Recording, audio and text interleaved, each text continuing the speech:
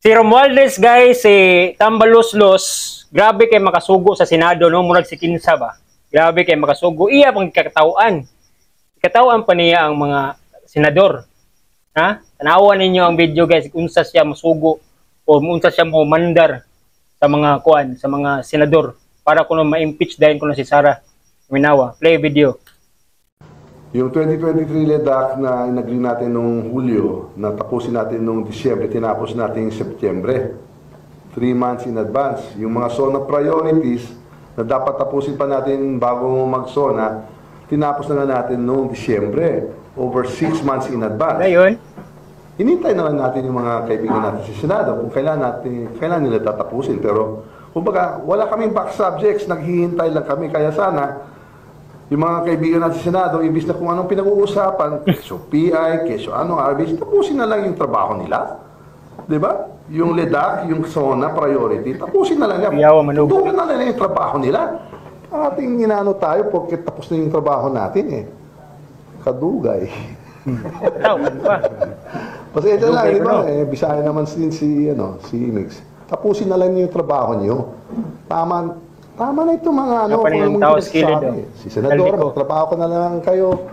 Si mga senators, trabaho mo na lang mga LEDAC at yung SONA priorities para sa bayan. Kung ano, paligoy pa kayo eh.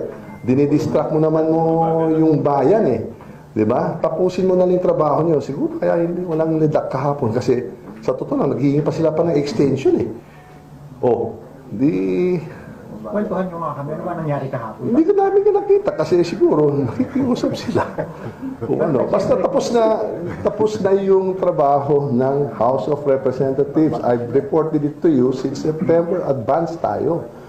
Tuwing break at tapos na lahat ng assignments natin. Yung senador hindi pa tapos.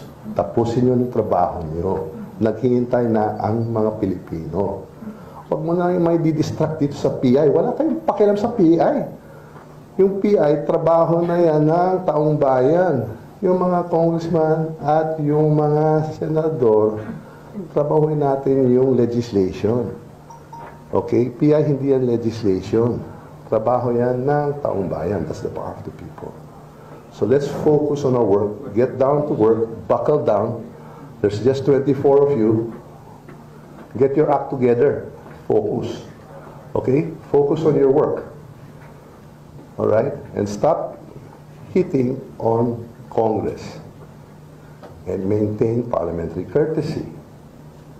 Lest 300 congressmen start picking on, the delays that you have caused the nation in legislation. Okay?